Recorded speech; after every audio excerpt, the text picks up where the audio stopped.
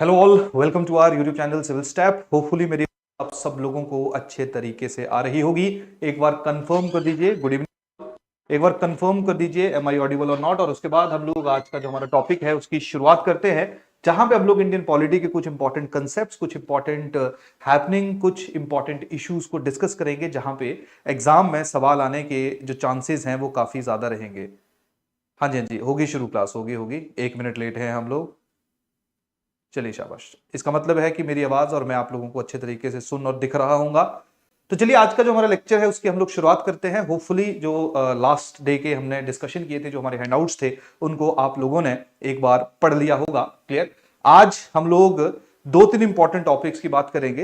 एक हम लोग डिफरेंट टाइप्स ऑफ गवर्नमेंट की बात करेंगे, चाहे हम लोग स्ट्रक्चर के बेसिस की बात करें, चाहे हम लोग जो है वो फंक्शन के बेसिस के ऊपर बात करें, और उसके साथ साथ constitutional amendment and basic structure की एक डॉक्ट्रिन जो हमारे संविधान में डेवलप हुई, इवॉल्व हुई, किसने, जिसके कारण हमारा कॉन्स्टिट्यूशन में चेंज करना जो है वो लेजिस्लेचर के लिए या पार्लियामेंट के लिए बहुत ज्यादा मुश्किल हो गया, तो उसके बारे में डिस्कस किया जाएगा। क्लियर। तो चलिए जो सबसे पहला हमारा टॉपिक आज का है जिसके बारे में हम लोग डिस्कशन करेंगे, हाँ, इसके साथ साथ जो आज के लेक्चर के नोट्स हैं, लेक्चर 5 के नोट्स है। वैसे लेक्चर 5 में हम लोगों ने यूनियन टेरिटरीज या जो हमारी स्टेट्स थी, टेरिटरीज थी और सिटीजनशिप था, उसके बारे में डिस्कस करना था, लेकिन ये टॉपिक भी थोड़े से इंपॉर्टेंट थे, तो इनको जो है हम लोग पहले ही एक बार डिस्कस कर लेते हैं, ताकि बाद में जो है आप लोगों को ज्यादा परेशानियों का सामना ना करना पड़े। और ये टॉपिक्स बार बार जो है वो हम लोगों को हमारे लेक्चर के अंदर भी आते हुए देखने को मिलेंगे।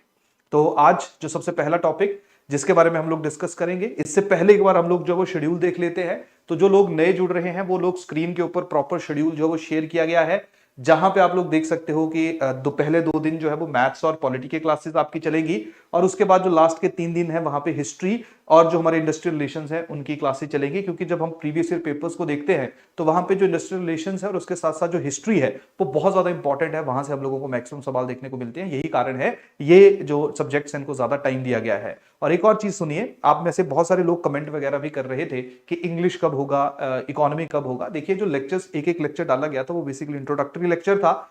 हर एक शेड्यूल जो है वो प्रॉपर्ली एक एक महीने का शेड्यूल जब आप लोगों के साथ हम लोग शेयर कर देंगे, नॉर्मली 1 महीने के लिए जो इसी तरह का शेड्यूल फॉलो होगा। और इंडस्ट्रियल रिलेशन के अलावा जो अकाउंट्स के काफी इंपॉर्टेंस होती है हमारे एग्जाम के अंदर, तो उनके जो लेक्चर्स हैं वो आपके अप्रैल से शुरू हो जाएंगे। तो उस समय हमारे 2 की जगह 3 लेक्चर्स शुरू होंगे, ताकि आपका सिलेबस भी अच्छे तरीके से कंप्लीट हो और आपको सारी की सारी चीजें जो है वो समझ आने भी शुरू हो जाए। चलिए, तो चलिए जो फर्स्ट टॉपिक हमारा है उसकी हम लोग शुरुआत करते हैं, that is amendment of the constitution, जिसको हम लोग संवैधानिक संशोधन के नाम से भी हिंदी में जानते हैं।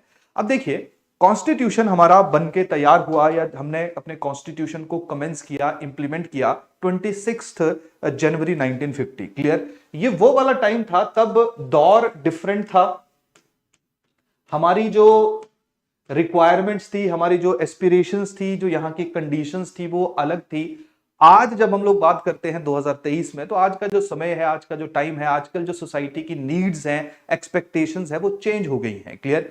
यही कारण है हर एक संविधान, हर एक लॉ, हर एक कानून जब भी लिखा जाता है, स्पेसिफिकली अगर वो उस देश का सबसे बड़ा कानून है जिसके बेसिस के ऊपर वो देश चलना है, वो कंट्री रन होनी है, तो वहां पे संशोधन यानी कि चेंजेस का जो स्कोप है वो भी डाला जाता है, ताकि जैसे जैसे समय आगे बढ़े वैसे वैसे अपनी जरूरतों के अनुसार जो है वो हम लोग संविधान में चेंज कर सके, उस सबसे बड़ा जो सुप्रीम लॉ है उसमें हम लोग चेंजेस इंट्रोड्यूस कर सके। तो उसी तरह के चेंजेस का जो प्रावधान है वो हम लोगों को हमारे देश के कॉन्स्टिट्यूशन, हमारे देश के संविधान के अंदर भी देखने को मिलता है। अब देखिए, जो हमारे कॉन्स्टिट्यूशनल मेकर्स थे, जो हमारे कॉन्स्टिट्यूशनल मेकर्स थे, उन्होंने 3 तरह से जो है हमारे संविधान को, 3 तरह से हमारा जो कॉन्स्टिट्यूशन था उसको विजुअलाइज किया। 3 तरह का मेरा मतलब क्या है? पहले वो प्रोविजंस हमारे कॉन्स्टिट्यूशन के, पहले वो प्रोविजंस हमारे कॉन्स्टिट्यूशन के जो बहुत ही ज्यादा इंपॉर्टेंट हैं, और उन प्रोविजन को चेंज करने से जो हमारे देश के अंदर राज्य या स्टेट्स हम लोगों को देखने को मिलती हैं, उनकी पावर में भी चेंज जो है वो किया जा सकता था। जैसे फॉर एग्जांपल, आप सब लोगों को जो हमने पढ़ा है मैं उसी की रेफरेंस आपको दूंगा। याद होगा आप लोगों को, हम लोगों ने जो है वो 7th शेड्यूल के बारे में डिस्कस किया था। तो 7th शेड्यूल में हमने देखा था कि वहां पे यूनियन लिस्ट, कॉन्करेंट लिस्ट और स्टेट लिस्ट में सब्जेक्ट्स जो उनको कैटेगराइज किया जाता है।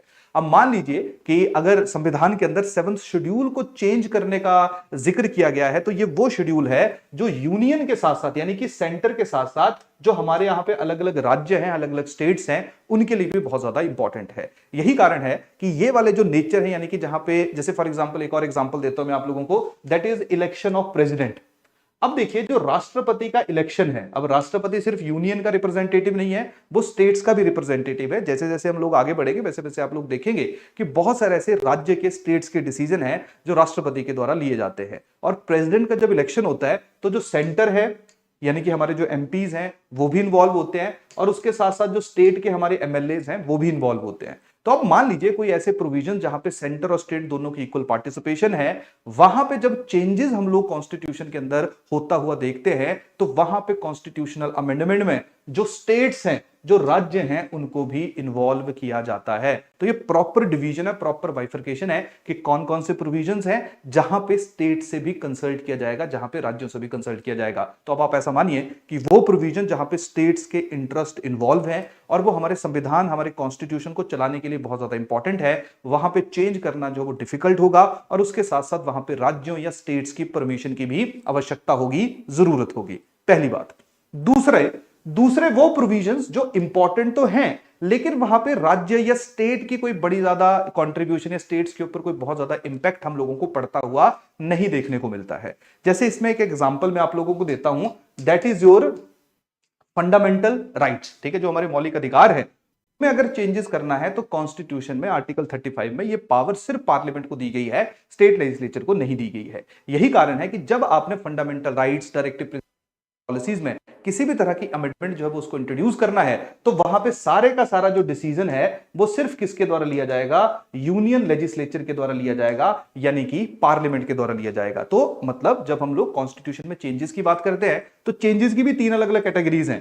पहली वो कैटेगरी जहां जो बहुत ज्यादा इंपॉर्टेंट एस्पेक्ट्स हैं हमारे संविधान के, लेकिन उनके चेंज होने से राज्यों पे फर्क पड़ सकता है, तो वहां पे राज्यों की परमिशन की भी जरूरत पड़ेगी। दूसरे वो चेंजेस जहां पे राज्य या स्टेट्स की फंक्शनिंग के ऊपर कोई इंपैक्ट नहीं पड़ेगा, लेकिन हमारे संविधान को चलाने के लिए बहुत ज्यादा इंपॉर्टेंट है, वो दूसरी कैटेगरी के अंदर आएंगे। और तीसरे वो एस्पेक्ट्स हमारे देश के कॉन्स्टिट्यूशन के, इसको थोड़ा सा ढंग से सुनना, वो एस्पेक्ट्स हमारे देश के संविधान के जिनमें अगर चेंज कर भी दिया जाए तब भी कोई बहुत ज्यादा फर्क नहीं पड़ेगा। जैसे मैं आपको यहां पे एक एग्जांपल देता हूं। अब देखिए हमारे यहां पे हमें इस स्पेसिफिक टाइम पे टोटल 28 स्टेट्स, 28 राज्य जो है वो देखने को मिलते हैं। क्लियर? अब मान लीजिए कल को स्टेट या जो पार्लियामेंट है वो डिसाइड करते हैं कि हमने जो टोटल नंबर ऑफ स्टेट्स उनको इंक्रीज कर देना है, कि मान लीजिए 28 से हम लोग जो वो 30 कर देंगे, या 28 से हम लोग जो वो 32 कर देंगे। अब नंबर ऑफ स्टेट्स के इंक्रीज होने से, डिक्रीज होने के से, किसी स्टेट के यूनियन टेरिटरी बनने से क्या फर्क पड़ेगा? क्लियर? कोई संविधान के ऊपर कोई बहुत ज्यादा इंपैक्ट जो है हम लोगों को देखने को नहीं मिलेगा। यही कारण है जब इस तरह के प्रोविजंस में कोई भी चेंज होना होता है तो वहां पे हम लोग देखते हैं कि पार्लियामेंट जो है उसको बहुत आसानी से, बहुत इजीली चेंज कर देती है, अमेंड कर देती है। तो एक बार फिर से जो मैंने अभी आपको बोला उसको मैं एक बार फिर से रिफ्रेश करता हूं, यानी कि जब हम लोग कॉन्स्टिट्यूशन के अंदर चेंजेस देखते हैं, संशोधन देखते हैं, तो वो 3 तरीके से हो सकते हैं। पहले वो चेंजेस जहां पे स्टेट के इंटरेस्ट ज्यादा इन्वॉल्व है, दूसरे वो चेंजेस जो इंपॉर्टेंट है लेकिन स्टेट के इंटरेस्ट इन्वॉल्व नहीं है, तीसरे वो चेंजेस जिनमें अगर चेंज हो भी जाए तब भी कोई कॉन्स्टिट्यूशन की जो फंक्शनिंग या वर्किंग है उसके ऊपर कोई फर्क नहीं पड़ेगा। जैसे मान लो सेकंड शेड्यूल है, सैलरीज में अगर कोई चेंज हो भी गया तो उसका कॉन्स्टिट्यूशन या सबसे बड़ा जो कानून है उसके ऊपर कोई इंपैक्ट हमें पड़ता हुआ नहीं देखने को मिलेगा। यही कारण है कि जब हम लोग कॉन्स्टिट्यूशन में चेंजेस की बात करते हैं तो कॉन्स्टिट्यूशनल अमेंडमेंट वर्ड या शब्द जो है वो सिर्फ वहीं पे ही यूज किया जाता है जब जो हमारे देश के लिए सबसे इंपॉर्टेंट प्रोविजंस हैं, जब उनमें हमें चेंज होता हुआ देखने को मिलेगा। सबसे इंपॉर्टेंट प्रोविजंस का मतलब क्या है? गलती से मेरे से मिट गया। सबसे इंपॉर्टेंट प्रोविजंस का मतलब क्या है? वो प्रोविजन, जैसे मान लीजिए अगर फंडामेंटल राइट में कोई चेंज करना है, अब फंडामेंटल राइट जो वो सबसे इंपॉर्टेंट चीज है, इंपॉर्टेंट एस्पेक्ट है हमारे देश के संविधान का, तो अगर इसमें कोई चेंज करना होगा तो ये इजीली नहीं हो सकता है, ये डिफिकल्ट ही होना चाहिए, ये मुश्किल ही होना चाहिए। Clear? Similarly directive principle of state policy में चेंज करना है वो भी मुश्किल होना चाहिए। मान लीजिए प्रेसिडेंट के इलेक्शन में ही चेंज करना है, जो हेड ऑफ द स्टेट है जिसके नाम पे सारे के सारे डिसीजन लिए जा रहे हैं, वो भी डिफिकल्ट होना चाहिए। क्लियर, वो भी मुश्किल होना चाहिए, वो बहुत इजी नहीं होना चाहिए। यही कारण है, ये इसी चीज को मद्देनजर रखते हुए हमारा जो कॉन्स्टिट्यूशन है वहां पे अमेंडमेंट के लिए एक स्पेशल आर्टिकल जो है उसको इंट्रोड्यूस किया गया, जिसको हम लोग कहते हैं, याद रखेंगे सारे के सारे लोग, आर्टिकल 368। और देखिए जो जो चेंजेस आर्टिकल 368 के अकॉर्डिंगली होंगे सिर्फ उन्हीं को ही हम लोग कॉन्स्टिट्यूशनल अमेंडमेंट कहते हैं। जो तीसरी कैटेगरी की मैं बात कर रहा था कि जैसे मान लीजिए लैंग्वेजेस में चेंज हो गया, 5th शेड्यूल में कोई चेंज करना है, 6th शेड्यूल में कोई चेंज करना है, नए राज्यों का बनना है, जो बहुत ज्यादा कोई है ना इंपॉर्टेंट जो एस्पेक्ट है वो हमारे संविधान का नहीं है, उनमें जब भी कोई चेंज करना होगा तो वहां पे 368 आर्टिकल को यूज नहीं किया जाता है। वो बिल्कुल नॉर्मल मेजोरिटी के साथ, अभी मैं थोड़ी देर में आपको बताता हूं कि मेजोरिटी किस तरह की होती है, वो बिल्कुल सिंपल मेजोरिटी के साथ जो है वो डिसीजन लिए जाते हैं और उसको कॉन्स्टिट्यूशनल अमेंडमेंट नहीं कहा जाता है। तो आप लोगों ने बस एक चीज ध्यान रखना है कि कॉन्स्टिट्यूशन में चेंजेस 3 तरीके से हो सकते हैं, लेकिन कॉन्स्टिट्यूशनल अमेंडमेंट जो हम शब्द यूज करते हैं वो सिर्फ उन्हीं चेंजेस के लिए करते हैं जो आर्टिकल 368 के अकॉर्डिंगली होता है। समझ आई कहानी की नहीं आई? ठीक है, क्लियर। तो आज तक जब हम लोग देखते हैं कि हमारे कॉन्स्टिट्यूशन में 105 अमेंडमेंट्स, कॉन्स्टिट्यूशनल अमेंडमेंट जो हो चुकी हैं, वो सारी की सारी अमेंडमेंट संशोधन इसलिए कहलाए जाते हैं क्योंकि वहां पे कौन सा आर्टिकल यूज हुआ है, 368। बस आपने यहां पे ध्यान रखना है कि जब 368 में चेंज किया जाएगा तो कहां पे किन चीजों में स्टेट को इन्वॉल्व करना है, राज्यों को इन्वॉल्व करना है, और किन स्टेट्स में राज्यों को इन्वॉल्व नहीं करना है। तो 368 आर्टिकल में मोटा मोटा जो आप लोगों को ये 2 जानकारियां होनी चाहिए। क्लियर। और तीसरी जानकारी कि कब डिसीजन जो है वहां पे चेंज तो होगा कॉन्स्टिट्यूशन में, लेकिन उसको अमेंडमेंट नहीं कहा जाएगा, उसको मैं आप लोगों के साथ 2-3 मिनट में डिस्कस करता हूं। क्लियर। लेकिन इससे पहले हम लोग पढ़ लेते हैं, समझ लेते हैं मेजोरिटीज के बारे में। क्लियर।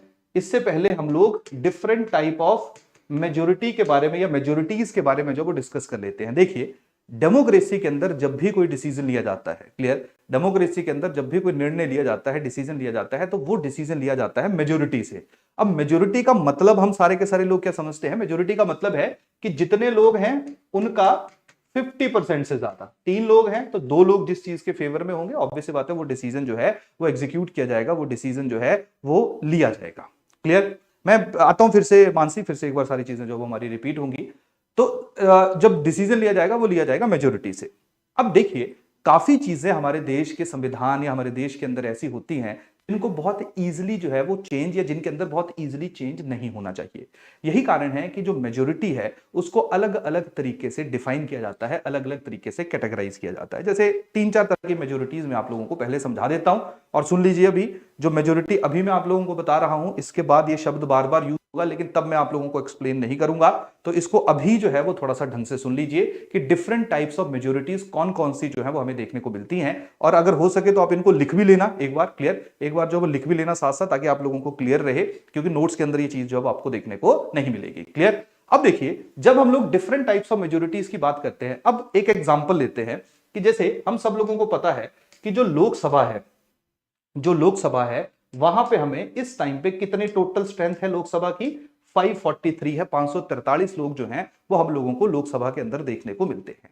अब सवाल आएगा कि जब लोकसभा ने कोई भी डिसीजन लेना है, तो लोकसभा कोई भी डिसीजन लेगी तो वो कैसे लेगी? मेजोरिटी से लेगी। लेकिन सिचुएशन टू सिचुएशन ये चीज वेरी करती है, जहां पे हम लोग अलग अलग तरीके से कुछ डिसीजंस को एग्जीक्यूट होता हुआ देखते हैं। जैसे अगर मैं मेजोरिटी को कैटेगराइज करूंगा तो सबसे पहली मेजोरिटी हमारी रहती है, that is your simple majority.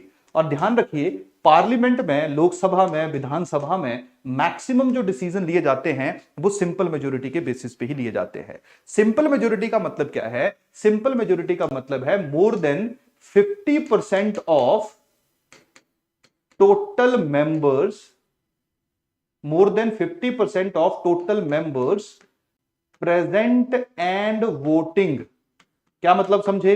कि हो सकता है कि जिस दिन हमने निर्णय लेना है, मान लीजिए हमने अमेंडमेंट करनी है, क्लियर, या मान लीजिए किसी भी बिल के ऊपर लोकसभा ने फाइनल डिसीजन लेना है, तो वहां पे सिंपल मेजोरिटी की जरूरत होती है। सिंपल मेजोरिटी का मतलब है कि जितनी टोटल स्ट्रेंथ है, टोटल स्ट्रेंथ कितनी है? 543 है। उस दिन मान लेते हैं कि सिर्फ 243 लोग जो हैं वो लोकसभा के सेशन में आए, और नॉर्मली ऐसे ही होता है, बड़ा कम होता है कि सारे के सारे लोग जो हैं वो सेशंस को अटेंड करें। तो मान लीजिए उस दिन 243 लोग ही सेशन को अटेंड करने आए, और जब फाइनली उसके ऊपर वोटिंग हुई, वोटिंग का समय आया, तो 43 लोग जो है वो चले गए बाहर, उन्होंने वॉकआउट कर दिया या वहां से निकल गए, और सिर्फ जो वोट किया वो सिर्फ कितने लोगों ने किया? 200 लोगों ने किया। क्लियर। तो इसका मतलब है कि जब 200 लोग वोट करेंगे तो सिंपल मेजोरिटी से अगर कोई डिसीजन लेना होगा, जो मैक्सिमम डिसीजन हम लोगों को पार्लियामेंट के अंदर लेते हुए देखने को मिलते हैं, तो कितने लोगों की जरूरत पड़ेगी? इसका 50% से ज्यादा, कितना हो जाएगा? 101। क्लियर? तो 543 लोगों में से सिर्फ 101 लोगों ने अगर एग्री कर दिया तब भी डिसीजन लिया जा सकता है, और मैक्सिमम सिचुएशन, मैक्सिमम टाइम में इसी मेजोरिटी के ऊपर जो है, इसी मेजोरिटी के बेसिस के ऊपर जो है हम लोगों को डिसीजन लेता हुआ देखने को मिलता है। देखिए जो 543 मैंने इसलिए लिखा है, जो 2 एंग्लो इंडियंस थे अब उनको एक्सटेंशन नहीं मिली है 2019 के बाद, अब हम वो जो 2 एंग्लो इंडियन अब आपको वो नॉमिनेट होते हुए देखने को नहीं मिलेंगे। अब जो स्ट्रेंथ आपको देखने को मिलेगी वो कितनी है? 543। वैसे मैक्सिमम स्ट्रेंथ लोकसभा की कितनी रहती है? मैक्सिमम स्ट्रेंथ कितनी हो सकती है? 552 हो सकती है, लेकिन प्रेजेंटली जो स्ट्रेंथ है वो कितनी है? 543। क्लियर? तो सिंपल मेजोरिटी यानी कि ऐसे चेंजेस जो इजीली होने चाहिए या इजीली किए जा सकते हैं, वो हम लोग सिंपल मेजोरिटी की कैटेगरी में डालते हैं। तो अभी जो थोड़ी देर पहले मैं आप लोगों को 3 तरह की चेंजेस कॉन्स्टिट्यूशन के अंदर बता रहा था, तो जो तीसरी तरह का चेंज था जिसमें बहुत ज्यादा कॉम्प्लेक्सिटीज नहीं थी, जिसको चेंज करना जो था वो थोड़ा सा इजी था, थोड़ा सा आसान था, वो चेंजेस जो हैं वो सिंपल मेजोरिटी से होते हैं, यानी कि बहुत easy to change the constitution है। क्लियर? तो simple majority easy to attain है, जितने लोग आए और वोट डाला बस 50% से ज्यादा, दैट्स इट। क्लियर? यही कारण है सरकारें कोशिश करती हैं कि जब किसी महत्वपूर्ण चीज के ऊपर वोटिंग हो रही होती है या किसी महत्वपूर्ण चीज के ऊपर वोटिंग होनी होती है, तो उस दिन ये सबको बुलाते हैं कि सारे आओ, ताकि ये जो 50% है ये नंबर थोड़ा सा ज्यादा हो। क्लियर? बिल्कुल खत्म हो गया एंग्लो इंडियन। क्लियर? होपफुली पहली बात आप लोगों को समझ आ गया। चलिए सिंपल मेजोरिटी क्लियर है सब लोगों को, आगे चलते हैं। देखिए तो सबसे पहले हम लोगों ने पढ़ा सिंपल मेजोरिटी, तो होपफुली आप सब लोगों को जो सिंपल मेजोरिटी है वो क्लियर हो चुका होगा। दूसरी हमारी होती है that is your absolute majority. दूसरी हमारी रहती है that is your absolute majority. Absolute majority का मतलब होता है majority of more than 50% of total strength of the house. मतलब जितने टोटल स्ट्रेंथ हैं हाउस के, उनका 50% से ज्यादा। जैसे मान लेते हैं कि मान के लेते हैं लोकसभा के अंदर टोटल कितनी स्ट्रेंथ है? 543 है। तो अगर मान लीजिए कोई भी डिसीजन एब्सोल्यूट मेजोरिटी से लेना होगा तो वो इसके 50% से ज्यादा होना चाहिए। इसका 50% कितना हो जाएगा?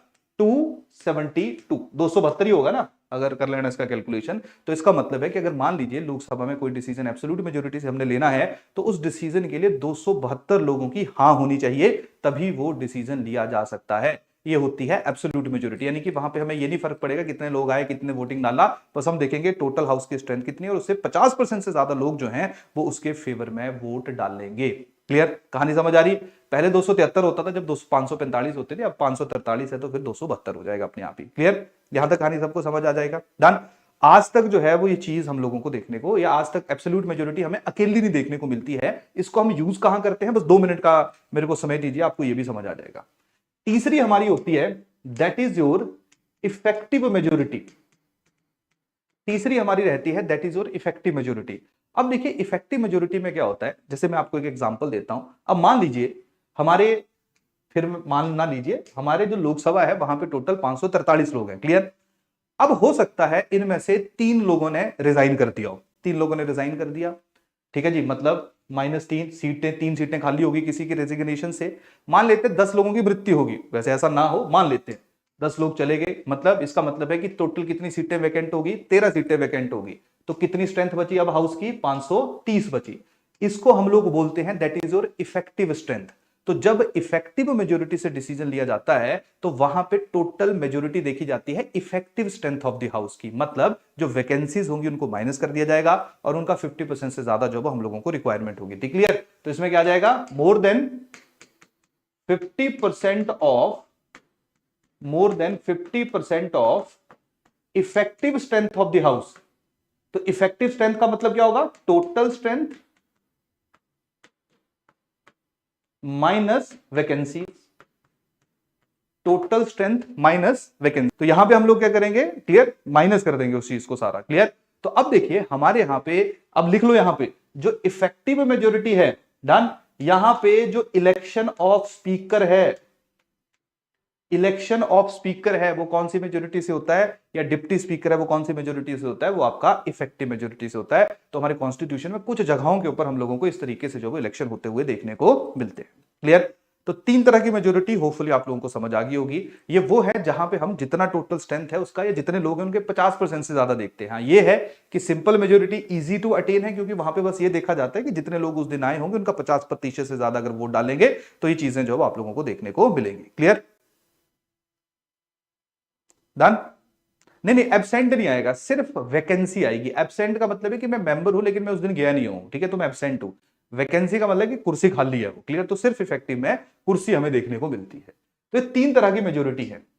चौथी तरह की जो मेजोरिटी है that is the most important majority, जिसको हम लोग कहते हैं स्पेशल मेजोरिटी। स्पेशल मेजोरिटी उन चीजों में के लिए यूज होती है या उन चेंजेस के लिए यूज होती है जो हमारे कॉन्स्टिट्यूशन या हमारे संविधान के लिए बहुत स्पेशल हैं, बहुत इंपॉर्टेंट हैं, बहुत महत्वपूर्ण हैं। अब देखिए, अब तक सिर्फ नॉर्मल मेजोरिटी वर्ड यूज हो रहा था, यही कारण था 50% से ज्यादा रह रहा था।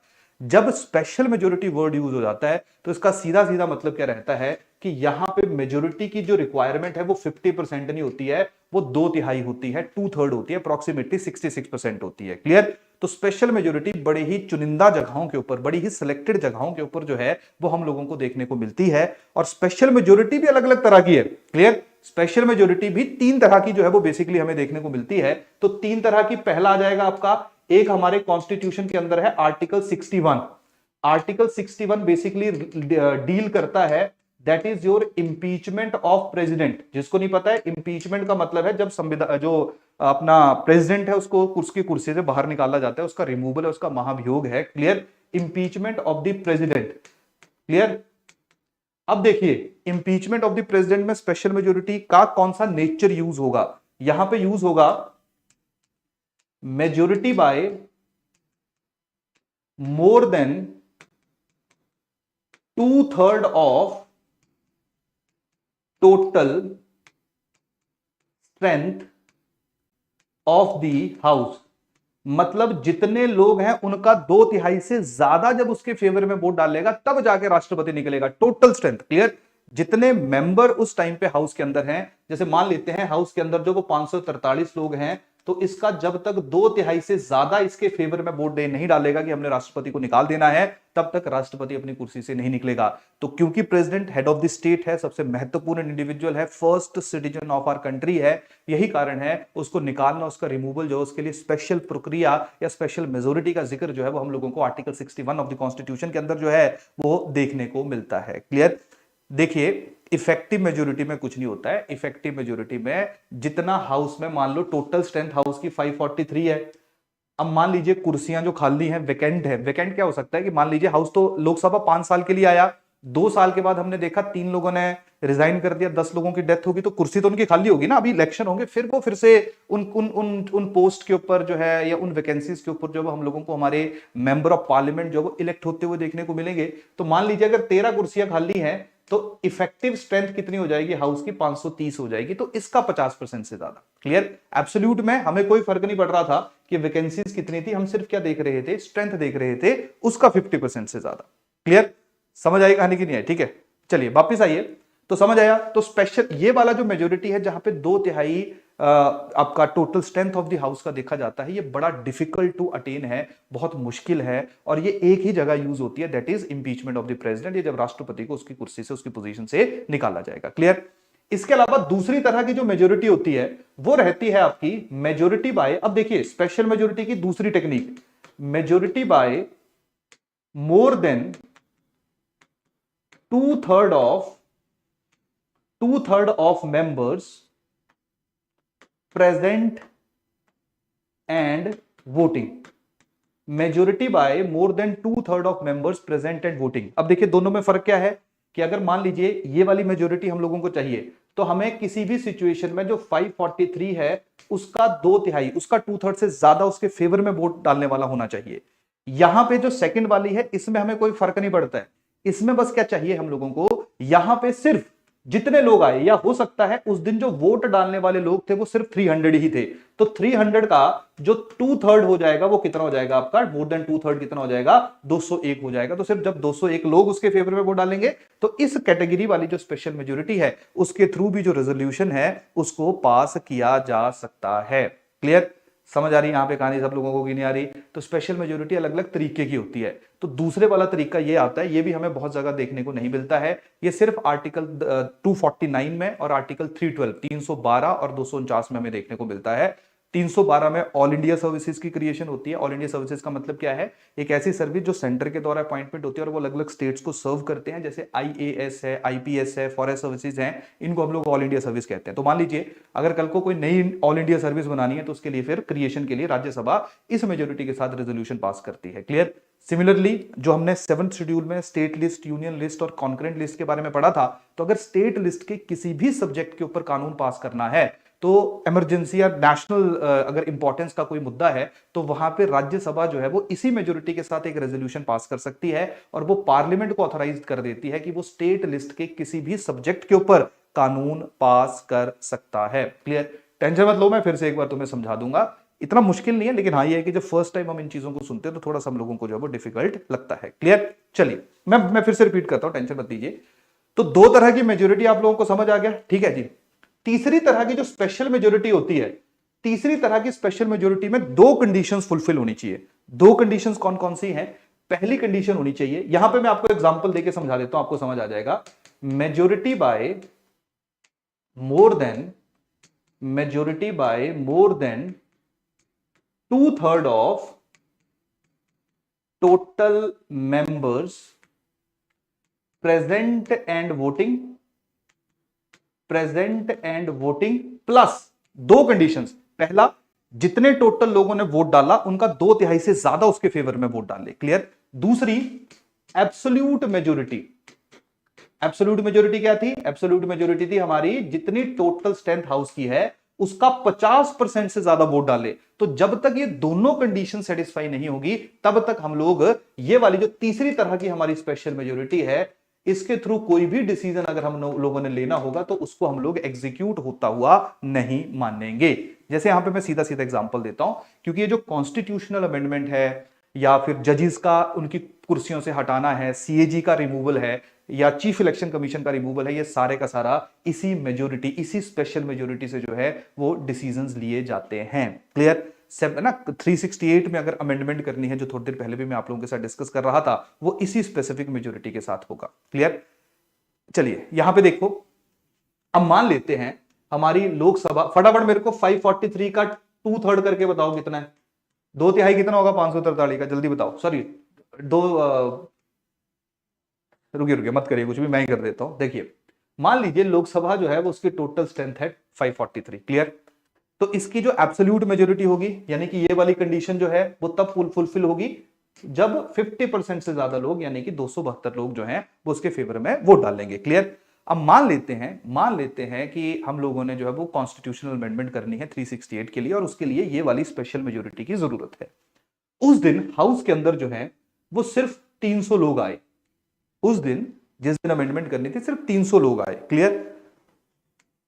तो 300 के 2/3 से ज्यादा कितना हो जाएगा आप लोगों का? 201 हो जाएगा।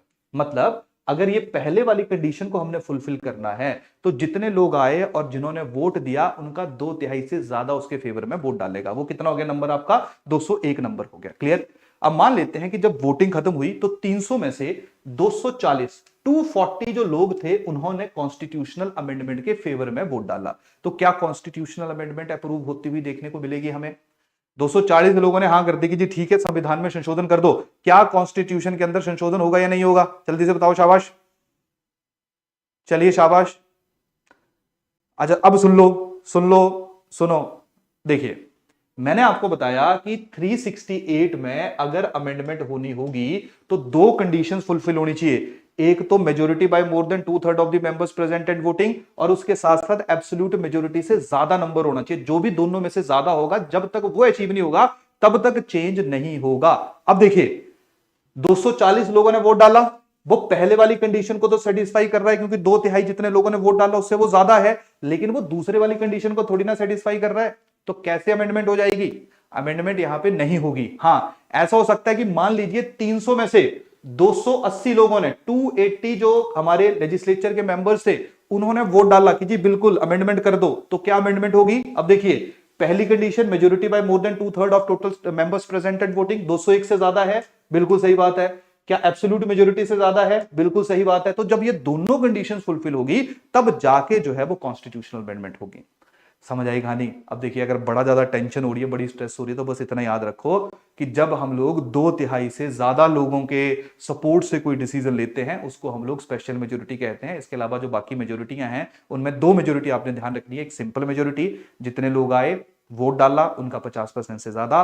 स्पेशल मेजोरिटी, जितने लोग आए उनका 2/3 से ज्यादा, और उसके साथ साथ जितने टोटल लोग थे उनका 50% से ज्यादा जब सपोर्ट करेगा तब वो डिसीजन लिया जाएगा। अगर बड़ा ज्यादा जो है वो स्ट्रेस आप लोगों को हो रहा है, क्लियर? बस ये है कि समझ चीजें आनी चाहिए, जो है चीजें वही है वैसे ही हम लोग करवाएंगे, लेकिन जो आपके काम का है वो ये 2 ही लाइनें आपके काम की है मेन, एक सिंपल मेजोरिटी वाली लाइन और स्पेशल मेजोरिटी में जो ये वाला पॉइंट हम लोग पढ़ रहे हैं, क्योंकि सबसे ज्यादा बार हमारे संविधान के अंदर कोई चीज अगर यूज होती है तो वो यही है। इन दोनों के अलावा बाकी मेजोरिटियां रेयरली जो है वो हम लोगों को, ये बाकी मेजोरिटीज रेयरली हम लोगों को यूज होती हुई देखने को मिलती है। क्लियर? चलिए, बिल्कुल बिल्कुल। देखिए लक्ष्मीकांत, अगर आप पढ़ भी लोगे तो आप एक चीज ऑब्जर्व करोगे कि आप लोगों को कोई बहुत डिफरेंट कंटेंट नहीं मिलेगा। कोशिश वैसे खुद मैं यही कर रहा हूं कि आप लोगों को मैक्सिमम इंफॉर्मेशन दे दी जाए, ताकि आप लोग उसको भी पढ़ लोगे तब भी आपके लिए जो वो काफी सफिशिएंट होगा। क्योंकि जब हमारे लेक्चर्स खत्म हो गए तब भी मैं आपको कुछ वन लाइनर, कुछ फैक्चुअल इंफॉर्मेशन दूंगा, ताकि जो नहीं भी पढ़ा है, मान लीजिए कोई नई चीज हमने कवर नहीं की है, फिर भी आप उसको पढ़ सको। क्लियर? तो टेंशन मत लीजिए, वो हमारी रिस्पॉन्सिबिलिटी है। चलो, यहां पे होपफुली आप लोगों को जो डिसीजन मेकिंग है वो समझ आ चुकी होगी। अब यहां पे क्लियर है सब लोगों को? तो देखिए, जो अमेंडमेंट है हमारे कॉन्स्टिट्यूशन के अंदर, या चेंजेस हमारे कॉन्स्टिट्यूशन के अंदर हैं, वो कैसे रहते हैं? वो या तो सिंपल मेजोरिटी से होते हैं, लेकिन जो सिंपल मेजोरिटी से चेंज होगा उसको हम लोग कॉन्स्टिट्यूशनल अमेंडमेंट क्या करेंगे? नहीं कहेंगे। क्लियर? दूसरा हमारा स्पेशल मेजोरिटी से होगा। स्पेशल मेजोरिटी में 2 तरीके से होगा। 2 तरीके से मतलब जो कॉन्स्टिट्यूशन में बहुत ज्यादा इंपॉर्टेंट है और स्टेट्स के जो राइट्स हैं, अधिकार हैं, उनमें किसी तरह का इंटरफेरेंस कर रहे हैं, तो उस सिचुएशन में हम लोगों को क्या चाहिए होगा? उस सिचुएशन में पार्लियामेंट तो स्पेशल मेजोरिटी जो अभी हमने डिस्कस की उसके साथ रेजोल्यूशन पास करेगी ही करेगी, लेकिन इसके साथ साथ जितनी टोटल स्टेट्स हैं, जितने टोटल राज्य हैं, उनका 50% से ज्यादा, जैसे इस स्पेसिफिक टाइम पे टोटल कितने राज्य हैं हमारे यहां पे? 28 राज्य हैं। तो जब तक 14 से ज्यादा यानी कि 15 स्टेट्स एग्री नहीं करेंगी तब तक वो बिल प्रेसिडेंट के पास नहीं जाएगा, और जब तक प्रेसिडेंट उसके ऊपर साइन नहीं करेगा वो कॉन्स्टिट्यूशनल जो अमेंडमेंट है उसको हम लोग अप्रूव या पास होता हुआ नहीं कंसीडर करेंगे। क्लियर? समझ आ रही कहानी सब लोगों को कि नहीं आ रही? यहां पे तो देखिए सिंपल सी बात है, जहां पे स्टेट्स के इंटरेस्ट इन्वॉल्व होंगे वहां पे पार्लियामेंट पहले इसी मेजोरिटी के साथ जो अभी हमने डिस्कस किया, majority by 2/3 of total members present and voting and absolute majority, उसके साथ रेजोल्यूशन पास करेंगे, फिर स्टेट्स के पास जाएगा। स्टेट्स नॉर्मल स्टेट सिर्फ सिंपल मेजोरिटी से पास करेंगे, स्टेट के लेजिस्लेचर उसको अप्रूव करेंगे। जैसे मान लीजिए एक स्टेट ने अप्रूव कर दिया, पंजाब ने कर दिया, हरियाणा ने कर दिया, ठीक है, यूपी ने कर दिया, बिहार ने कर दिया, ऐसे करते करते जैसे ही 15 स्टेट्स उसको अप्रूव कर देंगे फिर वो ऑटोमेटिकली प्रेसिडेंट के पास जाएंगे, देन प्रेसिडेंट उसके ऊपर साइन करेगा और उसके बाद हम लोग देखेंगे कि वो कॉन्स्टिट्यूशनल अमेंडमेंट जो है वो इंप्लीमेंट हो जाएगी। जैसे अभी जो जीएसटी था, गुड्स एंड सर्विसेज टैक्स, जब इंट्रोड्यूस किया गया तो जीएसटी के लिए, क्योंकि स्टेट्स के जो इंटरेस्ट हैं, स्टेट के जो टैक्सेस हैं, उनके ऊपर भी इसका इंपैक्ट पड़ रहा था। यही कारण था कि जीएसटी वाला पहले पार्लियामेंट ने पास किया, फिर राज्यों के पास किया, जैसे ही 50% से ज्यादा स्टेट्स ने उसको अप्रूव कर दिया फिर वो राष्ट्रपति के पास किया, राष्ट्रपति ने साइन किया और वो हमें इंप्लीमेंट होता हुआ देखने को मिला। क्लियर? और दूसरे वो रहेंगे जहां पे सिर्फ स्पेशल मेजोरिटी की जरूरत होगी, सिर्फ किसकी? पार्लियामेंट की। वहां पे हम लोगों को जो स्टेट लेजिस्लेचर है या जो हमारे राज्य हैं उनके अप्रूवल की आवश्यकता नहीं पड़ेगी। क्लियर? क्लियर है सब लोगों को? चलिए एक बार फटाफट देख लेते हैं, फिर मैं आप लोगों को ये भी बताता हूं कि जो अमेंडमेंट का पूरा बिल होता है, प्रोसेस है, वो कैसे चलती है, उसको 2 मिनट में डिस्कस करते हैं। तो यहां पे देखो, सिंपल मेजोरिटी से डिसीजन लिया जाएगा। सिंपल मेजोरिटी वो जिसको कॉन्स्टिट्यूशनल अमेंडमेंट नहीं कहेंगे। 368 के अंदर वो सिर्फ जो लास्ट के 2 पॉइंट्स है हमारे वही कवर होंगे। तो सिंपल मेजोरिटी से जैसे फॉर एग्जांपल सेकंड शेड्यूल है, 5th शेड्यूल है, 6th शेड्यूल है, हम ऑलरेडी इनको पढ़ चुके हैं। जब भी उनमें कोई चेंज होना होगा वो सिंपल मेजोरिटी से होगा, उसके लिए 368 आर्टिकल की आवश्यकता नहीं है। नागरिकता से रिलेटेड, सिटीजनशिप से रिलेटेड जो भी चेंजेस होंगे वहां पे भी अमेंडमेंट की कोई जरूरत नहीं है। यूनियन टेरिटरी से रिलेटेड चेंजेस होंगे, कोई अमेंडमेंट की आवश्यकता नहीं है। ऑफिशियल लैंग्वेज, सैलरी, अलाउंसेस यानी कि जो शेड्यूल 2 है उसमें भी अगर कोई चेंज हो रहा होगा, या salaries and allowances of MPs में भी अगर कोई चेंज हो रहा होगा, तो उसके लिए भी हम लोगों को स्पेशल मेजोरिटी की जरूरत नहीं है, 368 की जरूरत नहीं है। 368 की जरूरत है स्पेशल प्रोविजंस के लिए, जिनको चेंज करना है या जिनके चेंज करने से संविधान के ऊपर इंपैक्ट पड़ सकता है, तो देखिए जो सिर्फ स्पेशल मेजोरिटी से यूज होगा, जैसे फंडामेंटल राइट्स हैं, directive principle of state policies हैं, और जहां पे स्पेशल मेजोरिटी के साथ साथ राज्यों के कॉन्सेंट की, राज्यों के मंजूरी की भी आवश्यकता पड़ेगी। प्रेसिडेंट का इलेक्शन है, 7th शेड्यूल में कोई भी अगर चेंज करना है, लेजिस्लेटिव या एग्जीक्यूटिव पावर में चेंज करना है, क्योंकि हमारे यहां पे सेंटर स्टेट रिलेशंस में प्रॉपर्ली डिवाइड किया जाता है कि लेजिस्लेचर किसके या यूनियन किसके ऊपर कानून पास करेगा, स्टेट किसके ऊपर कानून पास करेगा, यूनियन कौन कौन सी पावर डेलीगेट कर सकता है, स्टेट्स कौन कौन सी पावर डेलीगेट कर सकता है।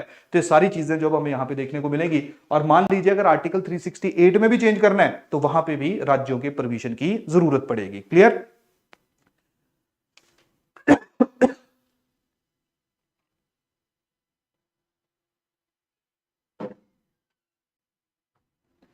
ठीक है जी, हट जाता हूं मैं साइड। बाकी और ज्यादा इंफॉर्मेशन जो है वो आप लोग एक बार हैंडआउट्स में रीड कर लेना। मेन था यहाँ पे कंसेप्ट समझाना, तो होपफुली आपको समझ आ गया होगा कि जब चेंजेस होते हैं तो वो 3 तरीके से होते हैं, जिसमें से 368 के थ्रू, स्पेशल मेजोरिटी के थ्रू हम लोग कॉन्स्टिट्यूशन में अमेंडमेंट्स होती हुई देखते हैं। क्लियर? अब हम लोग देख लेते हैं कि जब कॉन्स्टिट्यूशन में अमेंडमेंट करनी होती है तो उसका प्रोसेस क्या होता है, उसकी स्टेजेस क्या होती है। क्लियर? अब देखिए प्रोसेस क्या है अमेंडमेंट की। सबसे पहले ये बिल आप सब लोगों को होपफुली पता होगा, नहीं पता तो सुन लो। बिल होता है एक प्रपोजल, ठीक है, कि जी हमने ये संशोधन करना है, अमेंडमेंट करनी है, हम जीएसटी में चेंजेस करना चाहते हैं, तो उसके लिए पहले पार्लियामेंट के अंदर बिल प्रपोज होता है। ठीक है जी। अब बिल जो प्रपोज होगा वो किसी भी हाउस में हो सकता है। बिल कैन बी प्रपोज्ड इन लोकसभा और राज्यसभा। मतलब जो हमारा बिल होगा, कॉन्स्टिट्यूशनल अमेंडमेंट जो प्रपोजल होगा, जो संविधान में चेंज करना होगा, वो लोकसभा में भी प्रेजेंट हो सकता है और राज्यसभा में भी प्रेजेंट हो सकता है। पहली बात ध्यान रखिए। दूसरी बात यहां पे ध्यान रखिए कि जो बिल है उसको इंट्रोड्यूस कौन करेगा। जैसे जब हम लोग हमारी पार्लियामेंट की बात करते हैं, जब हम लोग पार्लियामेंट की बात करते हैं तो पार्लियामेंट में से ही कुछ लोग मिनिस्टर भी होते हैं। जैसे अगर हम अभी की मिनिस्ट्री की बात करेंगे तो हमारे जो प्रधानमंत्री हैं वो एग्जीक्यूटिव भी हैं, मिनिस्टर भी हैं, और उसके साथ साथ जो वो लेजिस्लेचर यानी कि पार्लियामेंट के मेंबर भी हैं।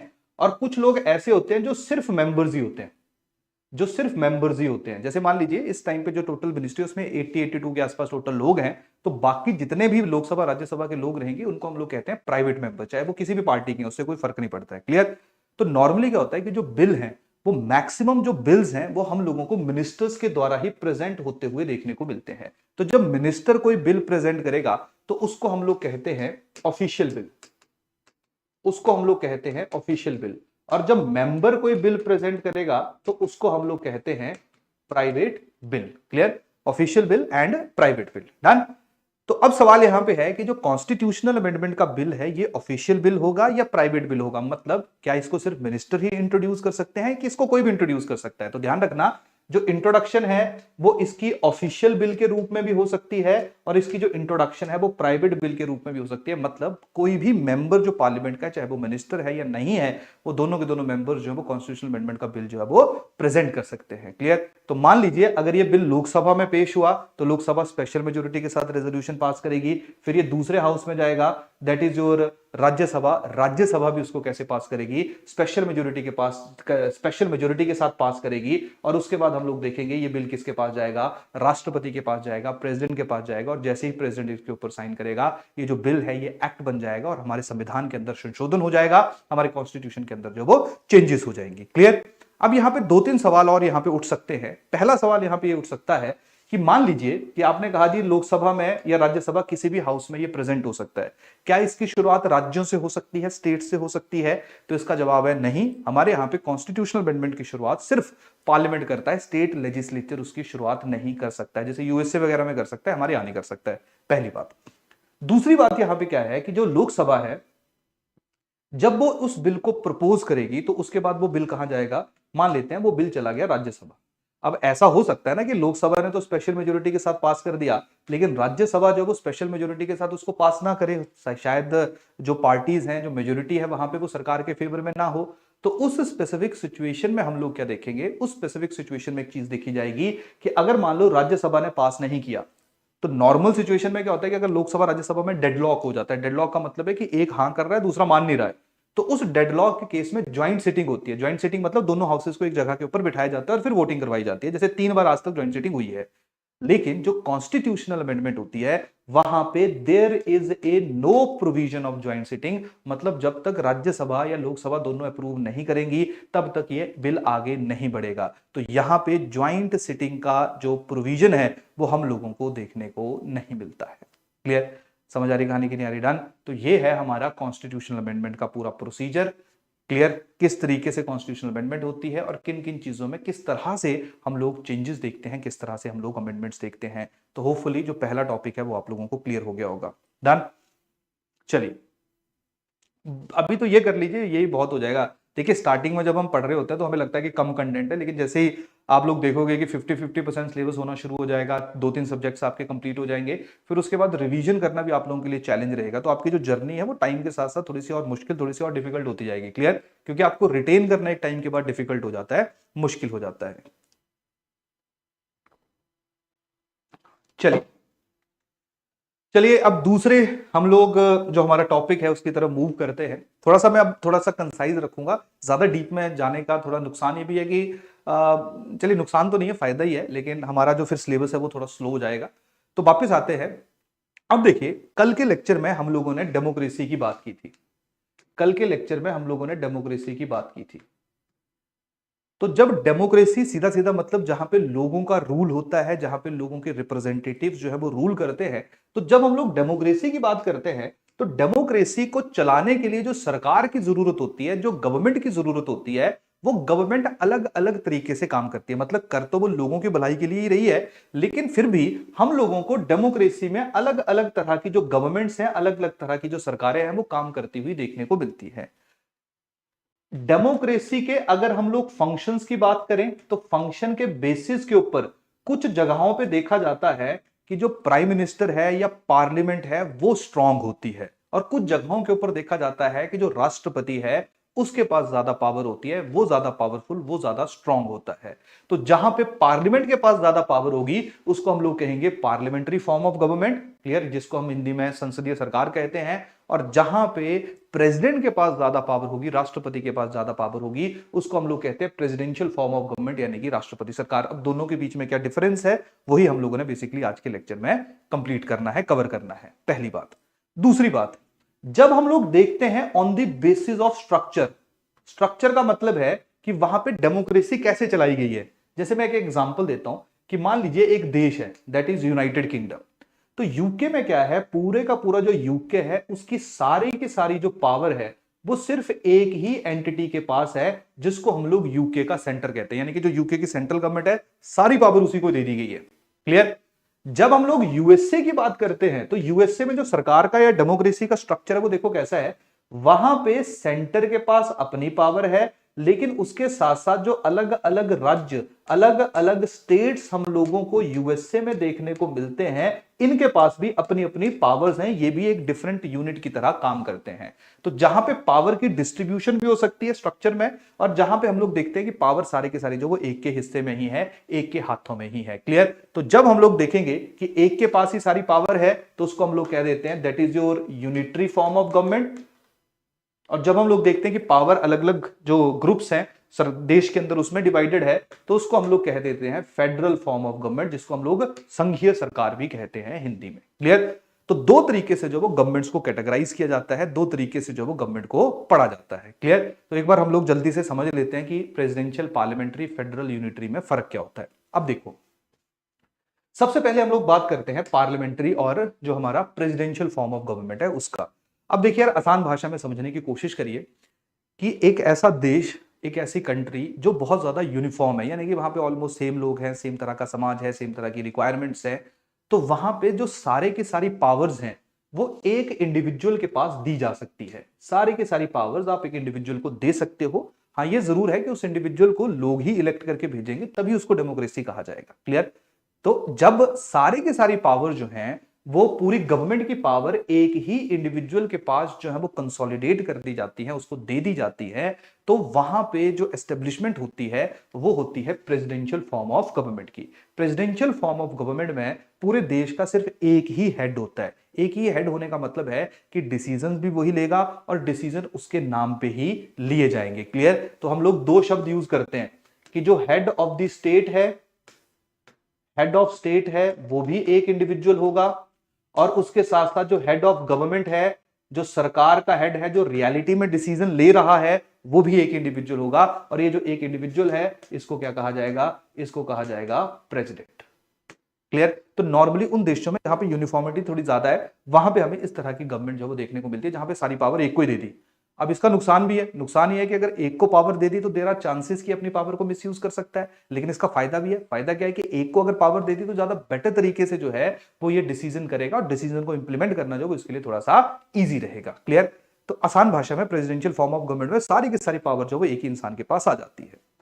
जब हम लोग करते हैं बात पार्लियामेंट्री फॉर्म ऑफ गवर्नमेंट की, तो पार्लियामेंट्री फॉर्म ऑफ गवर्नमेंट जब हम लोगों को उन जगहों के ऊपर देखने को मिलती है जहां पे थोड़ी डाइवर्सिटी ज्यादा है। जैसे अब मैं अपने देश की बात करूं तो हमारे यहाँ पे देखिए हर एक जगह का इंसान अलग है, अपना उसका कल्चर है, अपनी उसकी इच्छाएं हैं, अपनी एस्पिरेशंस है, अपनी अंडरस्टैंडिंग है। तो यहाँ पे आप लोग जो एक इंसान के पास जो सारी की सारी पावर नहीं दे सकते हो। तो यहाँ पे आप लोग क्या करते हो? यहाँ पे आप लोग मल्टीपल लोगों के पास पावर देते हो। मल्टीपल लोगों का मेरा मतलब क्या रहता है कि यहाँ पे जो पावर है, देखिए गवर्नमेंट के 3 ऑर्गन होते हैं। 3 ऑर्गन कौन कौन से होते हैं? एक आपका एग्जीक्यूटिव, एक आपका जुडिशरी, और तीसरा आपका कौन होता है? लेजिस्लेचर। ठीक है? लेजिस्लेचर वो जो पॉलिसीज बनाता है, एग्जीक्यूटिव पॉलिसीज को इंप्लीमेंट करता है, जुडिशरी लॉज को अपहोल्ड करता है। क्लियर? लेजिस्लेचर में हम लोग लोगों को डायरेक्टली इलेक्ट करके भेजते हैं। और हमारे देश की जब मैं बात करूंगा तो हमारे यहाँ पे जो, या जहां पे हमें पार्लियामेंट्री फॉर्म ऑफ गवर्नमेंट देखने को मिलेगा, वहां पे डिसीजन मेकिंग एक इंसान के पास नहीं होगी। यहां पे डिसीजन मेकिंग जो है वो मल्टीपल लोगों के पास होगी। और मल्टीपल लोगों का मतलब सीधा सीधा यहां पे क्या है कि इंडिया में है पार्लियामेंट, और पार्लियामेंट में जब हम लोग लोकसभा की बात करते हैं तो जिस भी पार्टी के पास लोकसभा के अंदर मेजोरिटी होगी उस पार्टी के पास अधिकार होगा, उन लोगों के पास अधिकार होगा कि वो अपनी गवर्नमेंट बनाए। वहां पे गवर्नमेंट एक इंसान की नहीं होगी, वहां पे गवर्नमेंट जो है वो पूरी पार्लियामेंट की होगी। वहां पे गवर्नमेंट पार्लियामेंट के अंदर जो अलग अलग जगहों से लोग आए हैं उनकी होगी, और वही लोग अपने में से एक रिप्रेजेंटेटिव जो है उसको इलेक्ट करेंगे, और उसको हम लोग क्या कह देते हैं? उसको हम लोग कह देते हैं that is your prime minister.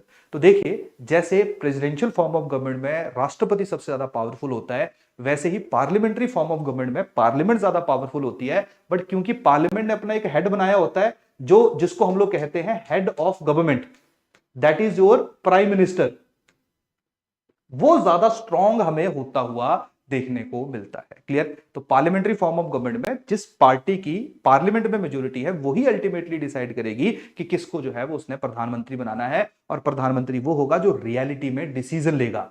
लेकिन पार्लियामेंट्री फॉर्म ऑफ गवर्नमेंट में जिसके नाम पे डिसीजन लिया जाएगा वो हमेशा डिफरेंट एंटिटी होती है। वो एक ऐसी एंटिटी होती है जो पॉलिटिकली न्यूट्रल हो, जिसका किसी पॉलिटिकल पार्टी से कोई लेना देना ना हो, वो पूरे देश का हेड हो, पूरे देश का रिप्रेजेंटेटिव हो। तो हम लोग यहाँ पे 2 बॉडीज देखते हैं, 2 तरह की सरकार देखते हैं सेंटर पे।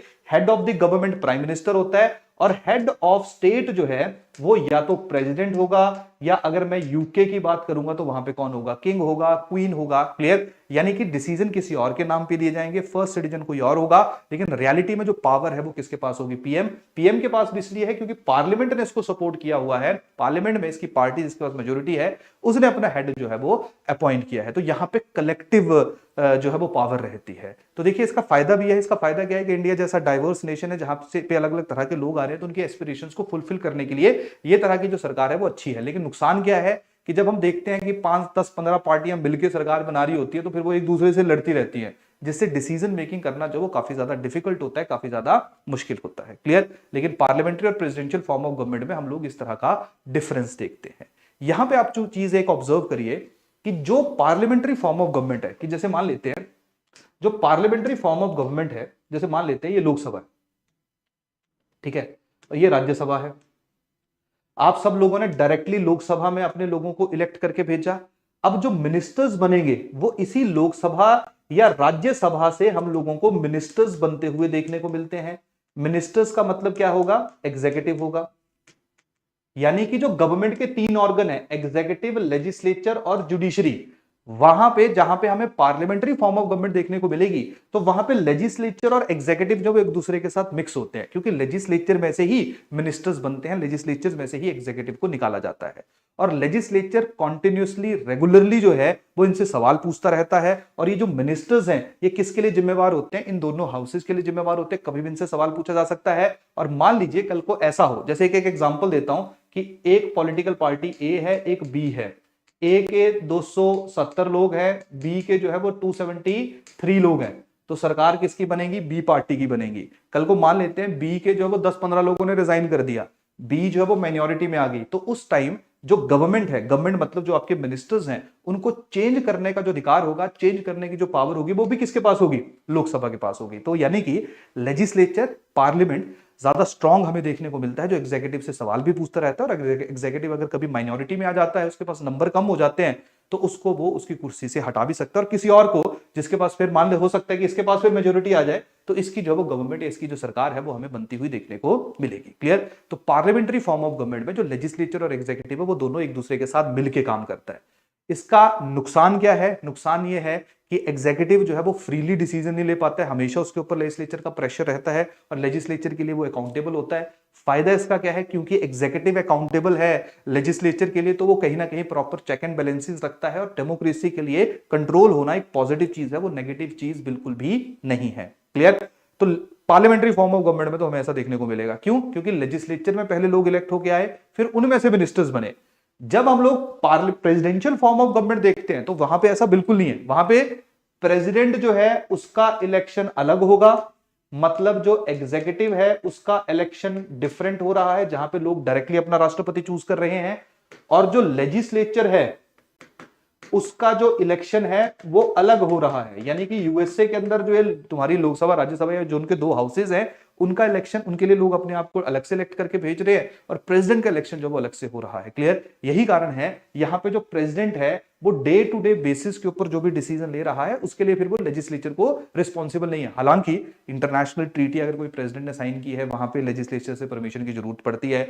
लेजिस्लेचर प्रेसिडेंट को निकाल सकता है, जैसे अभी जो ट्रंप साहब थे, उनको निकालने का प्रयत्न जो है वो वहां की पार्लियामेंट ने किया था, लेकिन हमारे देश की राष्ट्रपति की तरह वहां के जो राष्ट्रपति है उसको निकालना भी बड़ा ज्यादा मुश्किल होता है, डिफिकल्ट होता है। क्लियर? बट इन जनरल यहां का एग्जीक्यूटिव हमेशा अपने लेजिस्लेचर के लिए रिस्पॉन्सिबल होता है, लेकिन जो प्रेसिडेंशियल फॉर्म ऑफ गवर्नमेंट है, वहां का जो एग्जीक्यूटिव है वो बिल्कुल बिल्कुल सेपरेटली काम करता है, उसका लेजिस्लेचर से कोई लेना देना नहीं है। यहां पे जो भी एग्जीक्यूटिव बनेंगे, जो भी मिनिस्टर्स बनेंगे, वो इंडिपेंडेंट होंगे। इंडिपेंडेंट का मतलब है कि हमारे यहां मिनिस्टर बनना, तुम्हें लोकसभा राज्यसभा का मेंबर होना पड़ेगा। यहां पे इस तरह की कोई जरूरत नहीं है, यहां पे इस तरह की कोई आवश्यकता नहीं है। ये दूसरी तरह का डिफरेंस जो हम लोगों को किसके अंदर देखने को मिलता है? Presidential and parliamentary form of government के अंदर देखने को मिलता है। क्लियर? तीसरा डिफरेंस क्या है कि जब भी 5 साल पूरे हो जाते हैं, तो हाउस जो है उसको डिसॉल्व कर दिया जाता है। यहां पे हाउस को डिसॉल्व करने की कोई जरूरत नहीं होती है, क्योंकि हाउस अलग है और सरकार अलग है। सरकार के लिए फिर से प्रेसिडेंट के लिए जो वो आप इलेक्शन कराओगे 4-4 साल के बाद, यूएसए में आपको राष्ट्रपति या प्रेसिडेंट जो वो इलेक्ट होता हुआ देखने को मिलेगा। तो दोनों तरह की सरकारें देखने को मिलती हैं, दोनों डेमोक्रेसी का ही हिस्सा है, जहां पे लोगों ने ही अपने रिप्रेजेंटेटिव को इलेक्ट किया हुआ है।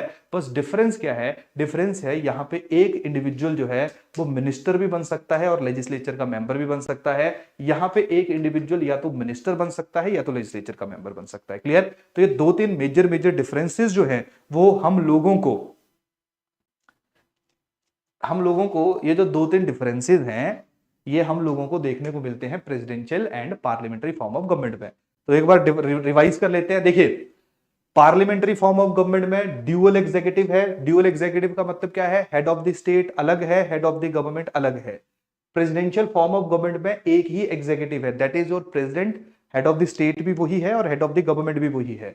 दूसरा जो पार्लियामेंट्री फॉर्म ऑफ गवर्नमेंट है, जिसकी लोकसभा में मेजोरिटी होती है पार्टी की, वो बेसिकली रूल करता है। जो प्रेसिडेंशियल फॉर्म ऑफ गवर्नमेंट है, वहां पे मेजोरिटी की कोई गेम नहीं है। प्रेसिडेंट अलग से इलेक्ट होकर आएगा और जो लेजिस्लेचर है वो अलग से इलेक्ट होकर आएगा। तीसरा डिफरेंस क्या है? Collective responsibility. जो पार्लियामेंट्री फॉर्म ऑफ गवर्नमेंट है, वहां पे सारे के सारे जो मिनिस्टर है वो किसके लिए रिस्पॉन्सिबल है? लोकसभा के लिए। इन जर्नल है आर्टिकल 75 ऑफ द कॉन्स्टिट्यूशन। और वैसे हम लोग देखते हैं जो पार्लियामेंट है उसके सवाल जवाब जो है, या उसके सवालों का जवाब जो है वो एग्जीक्यूटिव के द्वारा किया जाता है। जब हम लोग प्रेसिडेंशियल फॉर्म ऑफ गवर्नमेंट की बात करते हैं, तो वहां पे कोई जिम्मेवारी नहीं है, एग्जीक्यूटिव अपना काम करता है, लेजिस्लेचर अपना काम करता है। अगला डिफरेंस क्या है?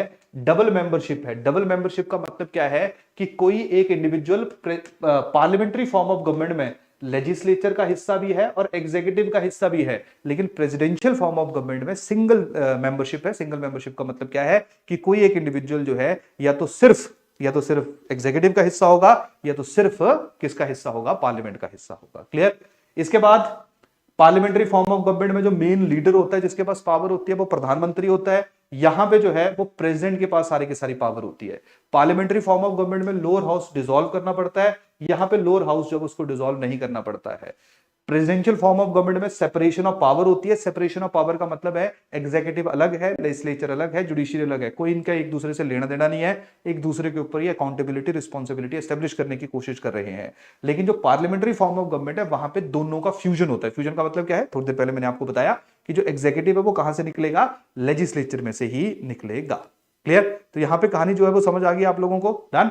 तो ये जो सारे के सारे जो एस्पेक्ट्स हैं, ये बेसिकली आपका parliamentary and presidential form of government के डिफरेंसेस जो है वो हम लोगों को देखने को मिलते हैं। पॉइंट 4। पॉइंट 4 है पॉलिटिकल होमोजेनिटी। पॉलिटिकल होमोजेनिटी का मतलब समझो कि पार्लियामेंट्री फॉर्म ऑफ गवर्नमेंट में क्या हो रहा है, जिस पॉलिटिकल पार्टी के पास मेजोरिटी है, यानी कि जो सारे के सारे लोग एक कॉमन आइडियोलॉजी के साथ दूसरे के साथ जुड़े हुए हैं, एक दूसरे सेम सोच रखते हैं। जैसे मान लीजिए बीजेपी की सरकार है, ऑलमोस्ट सारे लोगों का थॉट आइडियोलॉजी जो वो सेम है, तो सेम सरकार सेम आइडियोलॉजी वाली जो लोग हैं वो गवर्नमेंट बना रहे होते हैं। प्रेसिडेंशियल फॉर्म ऑफ गवर्नमेंट में अलग अलग तरह के जो लोग सोच के लोग हैं उनको प्रेसिडेंट जो वो अपॉइंट कर सकता है। जैसे हमारे यहाँ पे तो है ना कि जो लोकसभा राज्यसभा का मेंबर होगा उसी को ही जो है वो मिनिस्टर बनाया जा सकता है। अगर मान लीजिए कोई आज मेंबर नहीं है और उसको अगर मिनिस्टर बनाना है तो 6 महीने के अंदर अंदर उसको दोनों हाउसेज में से एक हाउस में भेजना पड़ेगा। यूएसए में क्या है कि अगर मान लीजिए किसी को एग्जीक्यूटिव बनाना है, मिनिस्टर बनाना है, तो प्रेसिडेंट की मर्जी है, वो किसी को भी मिनिस्टर बना सकता है। तो वहां पे अलग अलग डाइवर्स बैकग्राउंड के जो लोग हैं, अलग अलग थॉट्स के जो लोग हैं, उनको उठाया जा सकता है। तो हमारे यहाँ पे यानी कि पार्लियामेंट्री फॉर्म ऑफ गवर्नमेंट में क्योंकि एक ही पॉलिटिकल पार्टी की मेजोरिटी से जो सरकार बन रही है, तो हम लोग कह देते हैं कि वहां पे हमें पॉलिटिकल होमोजेनिटी जो है वो देखने को मिलती है।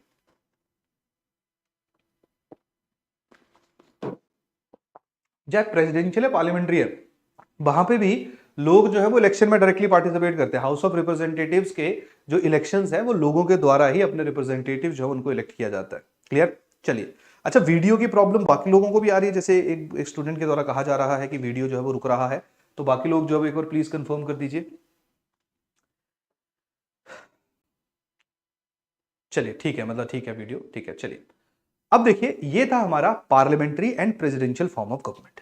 अब दूसरी तरह का टाइप देखिए, that is your federal government, जिसको हम लोग कहते हैं संघीय व्यवस्था, और दूसरा यूनिटरी गवर्नमेंट, जिसको हम लोग कहते हैं एकात्मक व्यवस्था। क्लियर? तो जिनको नहीं पता है उनको जो है वो मैंने यहां पे समझा दिया। ठीक है, चलो अब एक बार जल्दी से हम लोग देख लेते हैं। देखिए, फेडरल और यूनिटरी याद करना होगा तो याद कर लेना, लेकिन मैं समझा देता हूं आपको कि इनके इनके इनके अंदर चीजें जो हमें क्यों, मतलब क्या इनके फीचर्स होते हैं, क्या इनकी कैरेक्टरिस्टिक्स होती है। इंडिया की जब हम लोग बात करते हैं तो इंडिया में हमें यूनिटरी फीचर भी देखने को मिलते हैं, हम लोगों को जो है वो फेडरल फीचर्स भी देखने को मिलते हैं। क्लियर? जैसे लेट अस सपोज हम लोग फेडरल फीचर्स की बात करते हैं, तो अगर मैं फेडरल फीचर्स को आप लोगों के साथ डिस्कस करूं तो देखिए, यहां पे सिंपल सी गेम समझना आप, सब चीजें एक दूसरे के साथ रिलेटेड हैं। फेडरल का मतलब है जहां पे हर एक की अपनी इंडिविजुअल आइडेंटिटी होती है और उसके पास अधिकार होता है कि वो अपनी आइडेंटिटी को मेंटेन करके रख सकता है, चाहे वो आइडेंटिटी लोगों की है, चाहे वो आइडेंटिटी संविधान की है, चाहे वो आइडेंटिटी सरकार जिस तरह से बनी हुई है उसकी है। जैसे मान लीजिए हमारा, या जैसे मान लेते हैं एक कंट्री है, ठीक है, वहां पे हम लोग क्या करेंगे कि एक पूरे के पूरे देश को चलाने वाली एंटिटी होगी, जिसको हम लोग यूनियन या सेंटर कहते हैं। और इसके अलावा इसी सेंटर के अंदर जब हम लोगों को मल्टीपल प्रोविंसेस या मल्टीपल स्टेट्स जो है वो देखने को मिलेगी। सेंटर का अपना कॉन्स्टिट्यूशन होगा, हर एक राज्य का अपना कॉन्स्टिट्यूशन होगा। बस ये है कि वो सारे के सारे एक दूसरे की रिस्पेक्ट कर रहे होंगे और सेंटर थोड़ा सा इन सबसे पावरफुल होगा, कुछ डिसीजन मेकिंग ऐसी होगी जो सिर्फ सेंटर के पास ही होगी। क्लियर?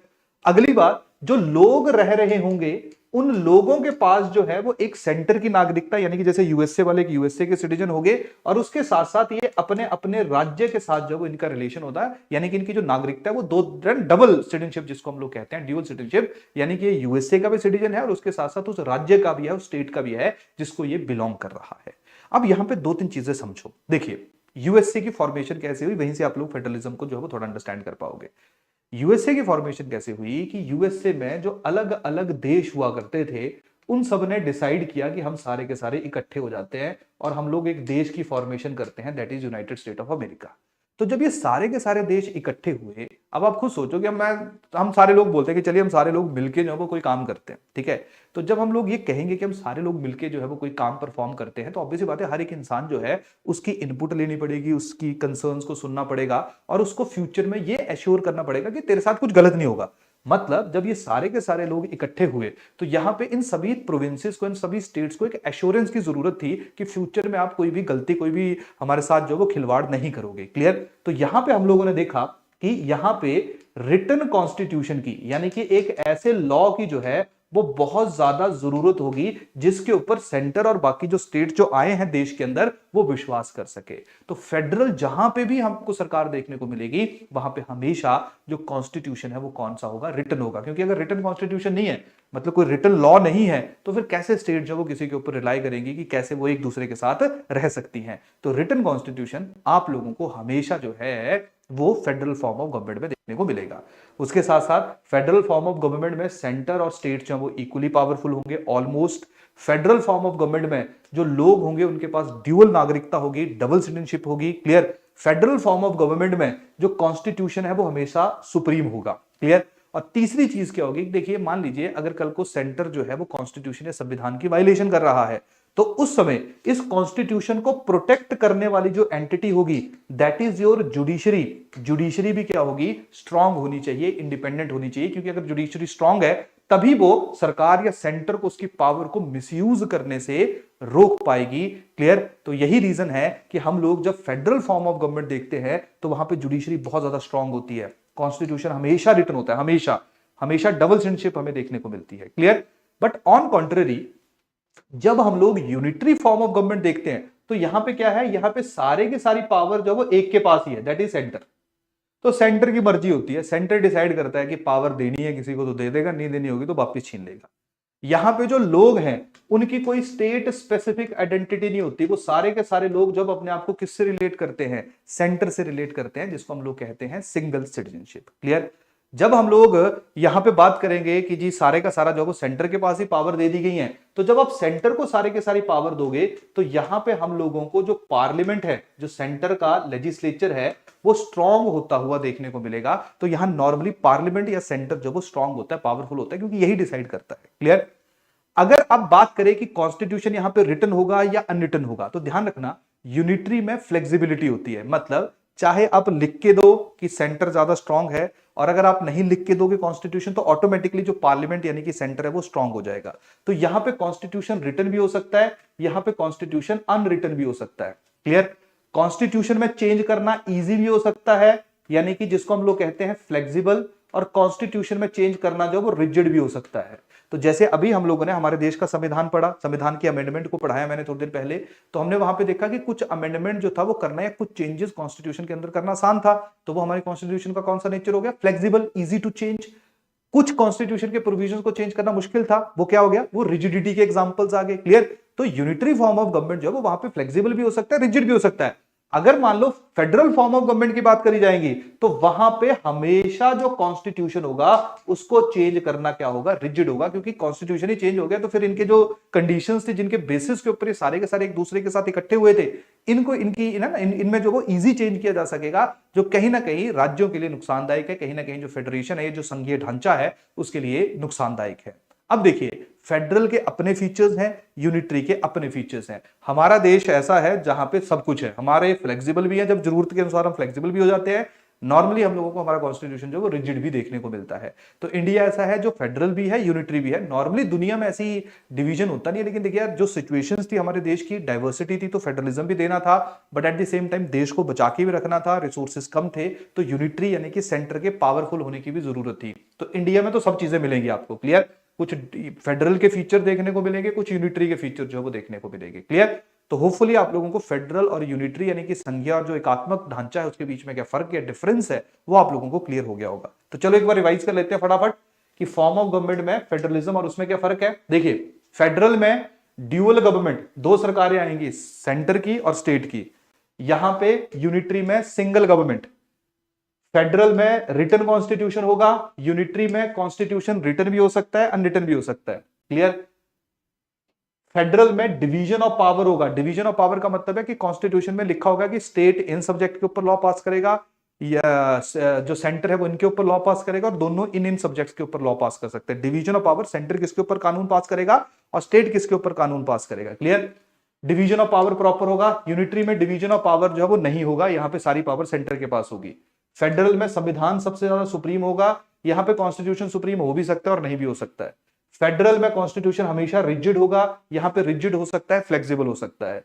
फेडरल में जुडिशरी हमेशा इंडिपेंडेंट होगी, यहां पे जो जुडिशरी है वो इंडिपेंडेंट हो सकती है, लेकिन यहां पे जुडिशरी इंटीग्रेटेड होगी। इंटीग्रेटेड का मतलब क्या है, जैसे हमारे यहां पे है सबऑर्डिनेट कोर्ट्स हैं, हाई कोर्ट है, और उसके बाद तुम्हारा सुप्रीम कोर्ट आ गया। इंटीग्रेटेड जुडिशरी है, एक से दूसरी जगह जा सकते हो, दूसरी से तीसरी जगह जा सकते हो। यूएसए में फेडरल डिस्प्यूट जो है वो किसी और कोर्ट में जाएंगे, जो स्टेट के डिस्प्यूट्स होंगे वो किसी और कोर्ट में जाएंगे। क्लियर। लास्ट आ गया that is your bicameral legislature. यहां पे आप लोगों को दो हाउसेस देखने को मिलेंगे। यूनिटरी में बाय कैमरल हो भी सकता है और यूनिकैमरल भी हो सकता है। बाय कैमरल का मतलब है जैसे हमारे यहाँ लोकसभा और राज्यसभा है। डन। अब राज्यसभा या बाय कैमरल लेजिस्लेचर जो है वो शब्द यहाँ पे इसलिए यूज किया गया है, बिल्कुल बिल्कुल शुरू हो जाएंगे प्रज्ञा, टेंशन मत लीजिए। मैंने आपको बताया अप्रैल से जब आपके अकाउंटिंग के लेक्चर जो वो शुरू होंगे। क्लियर। मैं बता देता हूं रिटन कॉन्स्टिट्यूशन भी क्या होता है, देखिए समझ आ रहा। क्लियर। अब देखिए हमारे यहां पे लोकसभा है और हमारे यहां पे राज्यसभा है। अब बाय कैमरल लेजिस्लेचर कैसे फेडरलिज्म का एग्जांपल हो गया, क्योंकि जब हम लोग ना राज्यसभा की बात करते हैं, काउंसिल ऑफ स्टेट्स की बात करते हैं, तो बेसिकली जो राज्यसभा है वो हमारे जो अलग अलग राज्य है, अलग अलग स्टेट्स हैं, उन्हीं के ही रिप्रेजेंटेटिव्स को सेंटर लेवल पे बिठाया हुआ है। यही कारण है बाय कैमरल लेजिस्लेचर को फेडरलिज्म का प्रोविजन जो है वो हम लोग कंसीडर करते हैं। क्लियर।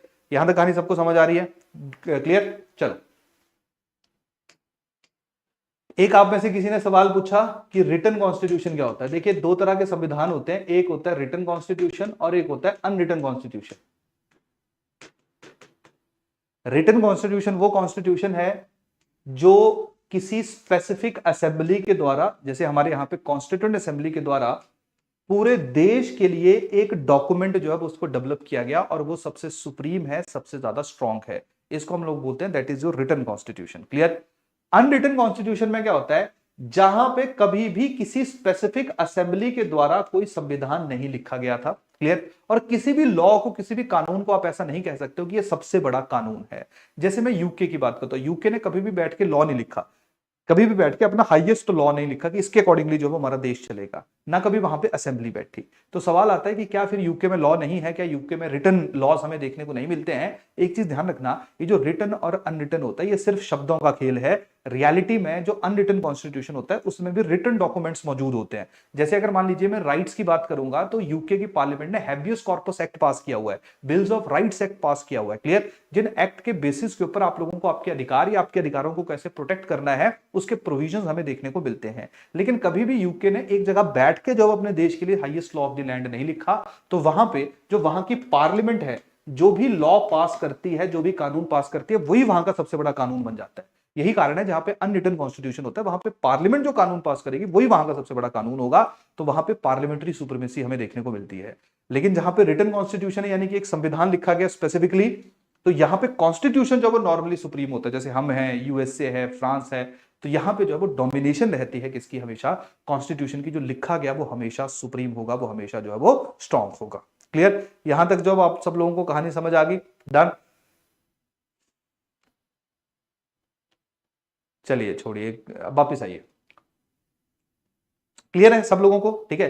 क्या रिटन है, क्या अनरिटन है, क्या फेडरल है, क्या यूनिटरी है, होपफुली सारी चीजें आप लोगों को क्लियर हो चुकी होगी। चलिए आज का जो हमारा लास्ट टॉपिक है उसको हम लोग डिस्कस कर लेते हैं, that is your doctrine of basic structure. अब देखिए दो तीन चीजें देखो यहां पे, दो तीन चीजें यहां पे देखिए, that is doctrine of basic structure.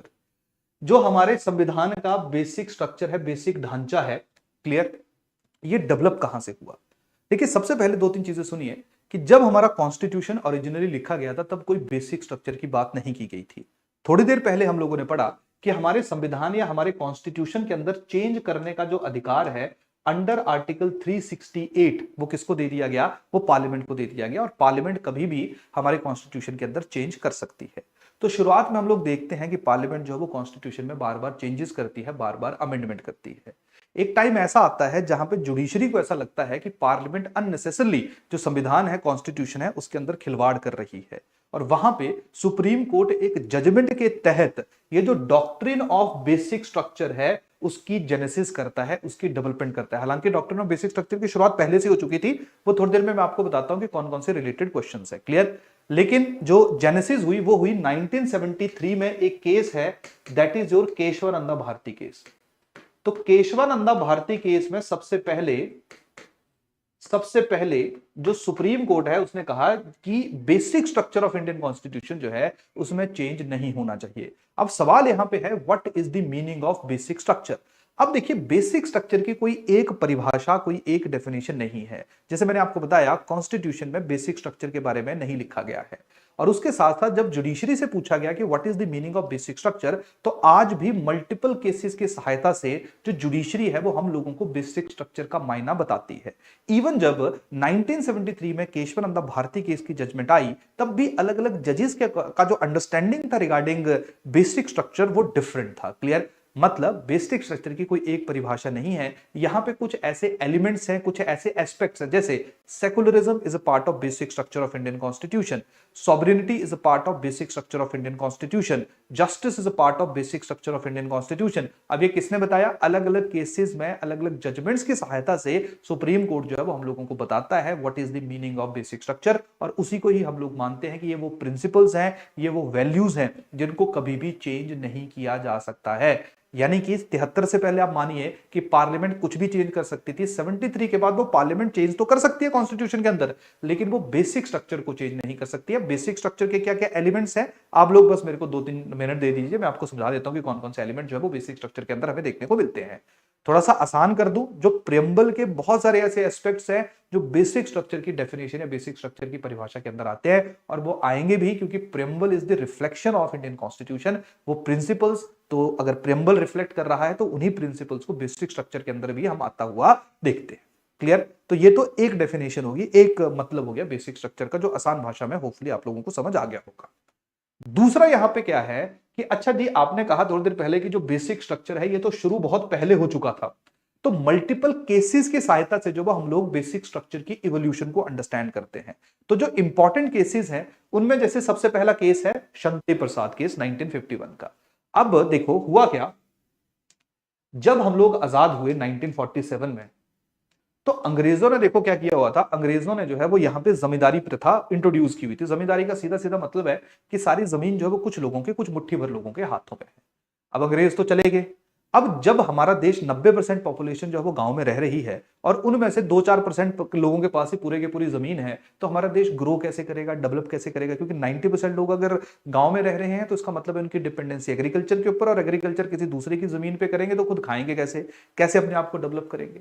तो हुआ क्या कि जैसे ही आजादी हुई तो उसके बाद सरकार ने अलग अलग राज्यों ने, क्योंकि जो जमीन होती है ये स्टेट लिस्ट का सब्जेक्ट होता है, तो अलग अलग राज्यों ने, अलग अलग स्टेट्स ने जो है वो बिल्स पास करने शुरू कर दिए, जहां पे उन्होंने कहा कि जी आपकी जमीन इतनी है, मान लो 100-200 एकड़ तुम्हारे पास है तो 30 एकड़ रखो और बाकी जमीन हमें दे दो। हर एक राज्य का अपना अपना कंडीशन था, क्योंकि उसके अंदर आता है, आपका स्टेट लिस्ट के अंदर आता है, तो जो जो राज्य अलग अलग एक्ट पास कर रहे थे वो चल रहा था। ठीक है? तो हुई क्या कहानी यहां पे सीधी सीधी कि जब भी कोई स्टेट गवर्नमेंट जो है या स्टेट लेजिस्लेचर एक्ट पास करता था तो जुडिशरी उसको एक्सेप्ट कर लेती थी।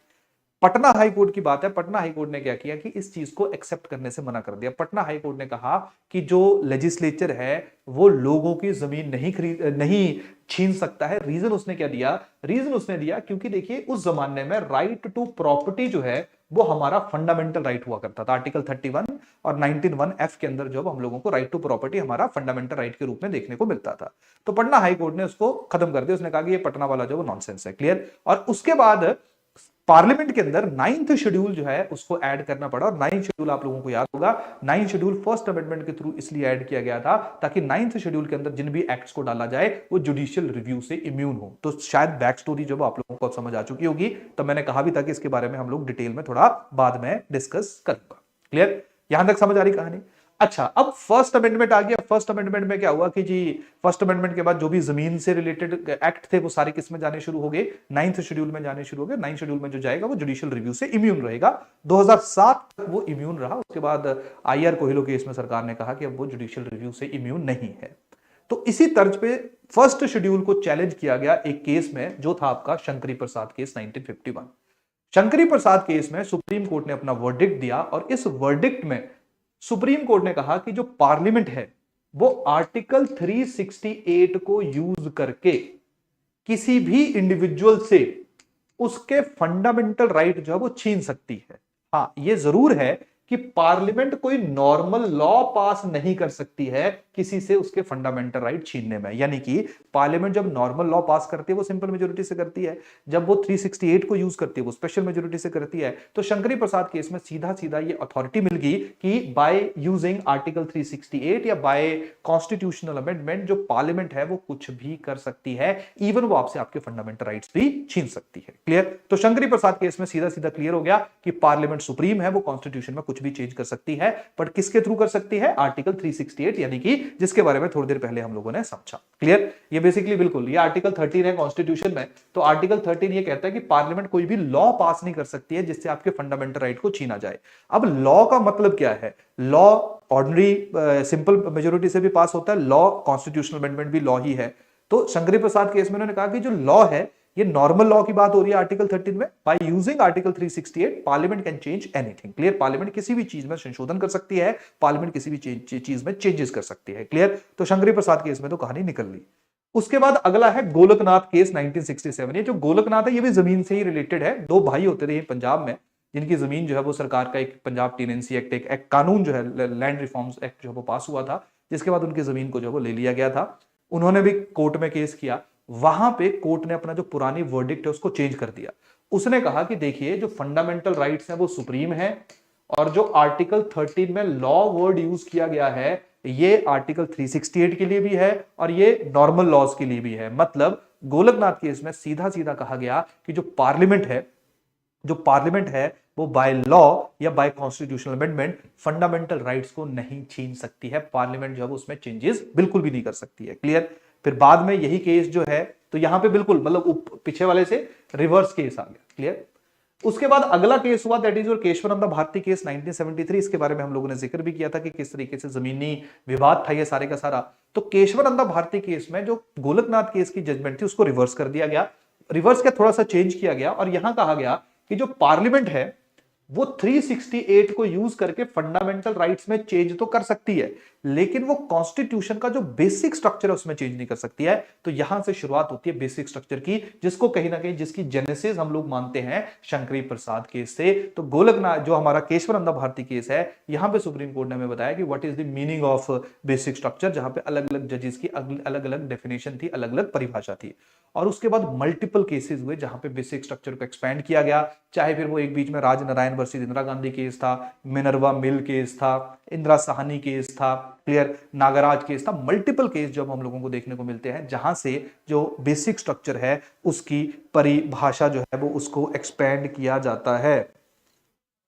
वो क्यों होगा यूपीएससी का वो काउंट क्यों होगा? UPSC civil services is different thing, ये अलग चीज है, पेपर ही अलग है दोनों। क्लियर? चलिए वापस आइए, यहां तक कहानी सबको समझ आ गया। अब देखिए जो अलग अलग केसेस की सहायता से है basic structure, rule of law. Rule of law का मतलब होता है no one is above the law. कानून से बड़ा कोई नहीं है, सबसे बड़ा जो है वो लॉ है, उसकी किसी भी सिचुएशन में वायलेशन नहीं हो सकती है। जुडिशियल रिव्यू, जहां पे जुडिशरी किसी भी चीज को रिव्यू कर सकती है, ये बेसिक स्ट्रक्चर का हिस्सा है। तो कल को जुडिशरी से ये पावर जो है वो पार्लियामेंट के द्वारा नहीं छीनी जा सकती है। Parliamentary form of government is a part of basic structure. कल को ये नहीं हो सकता कि प्रेसिडेंशियल फॉर्म ऑफ गवर्नमेंट जब इंट्रोड्यूस कर दी जाए, क्योंकि हम लोग पार्लियामेंट्री फॉर्म ऑफ गवर्नमेंट को बेसिक स्ट्रक्चर का हिस्सा मान चुके हैं।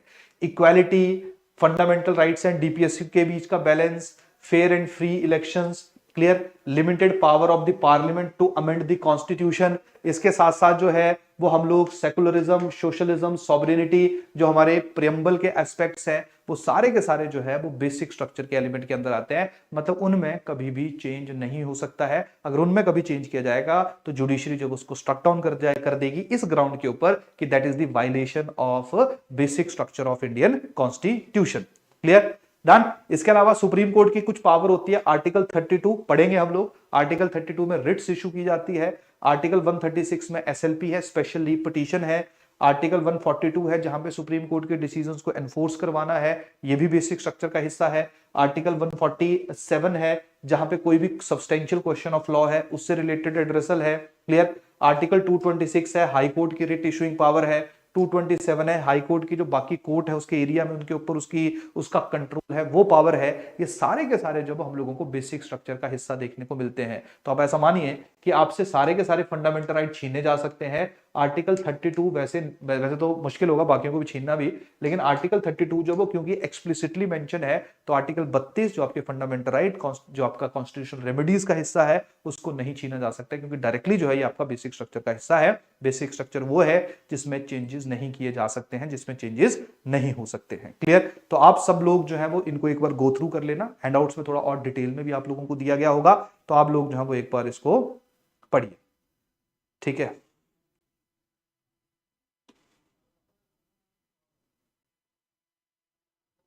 किसी ने नहीं किया बर्बाद जी, आपकी जो आईडी है वो किसी ने नहीं ब्लॉक किया है। देखिए पढ़ाई लिखाई कर लो, अभी बाकी चीज़ों के लिए बहुत ज़िंदगी बची है। ठीक है, चलिए ठीक है, बहुत हो गया आज के लिए, सफिशिएंट है। तो आज के सेशन को जो है वो हम लोग करते हैं ख़त्म। नेक्स्ट लेक्चर में हम लोग स्टेट्स और जो हमारी सिटीजनशिप है, नागरिकता है, उसके बारे में हम लोग डिस्कस करेंगे। पीडीएफ जो है वो अपलोड हो चुका है। ममता, मैंने इसका जवाब दिया था कि हम लोग ना पीडीएफ टेलीग्राम पे जान के नहीं करते हैं। अब आप मान लीजिए आपने कहा कि पीडीएफ कर दीजिए, आप वेट करोगे, हमने डाल दिया, आपने देख लिया। बहुत सारे बच्चे फिर बाद में टेलीग्राम में इतने मैसेज आते हैं, इतने लिंक शेयर होते हैं कि वो पीडीएफ पता नहीं कहां चली जाएगी। तो आप लोगों के लिए टेलीग्राम के थ्रू जो है वो उसको एक्सेस करना बड़ा मुश्किल है। उस पे जाइए, अपना जो हमारा पोर्टल है वहां पे ऑलरेडी आज का जो लेक्चर है उसके सेशन को हम लोगों ने जो है वो अपलोड कर दिया हुआ है, तो आप उसको डाउनलोड कर लीजिए, अपने पास रखिए। फ्यूचर में मान लीजिए आपसे गुम भी हो जाती है तो आपको पता होगा ना कि आपने कहां से डाउनलोड करनी है। क्लियर। तो वो आपकी सहूलियत के लिए है, वो आपके लिए ही है। तो चलिए इसी के साथ आज का जो सेशन है उसको हम लोग करते हैं खत्म। मिलते हैं अगले हफ्ते, तब तक के लिए बहुत बहुत धन्यवाद। Thank you. थैंक यू जी, धन्यवाद।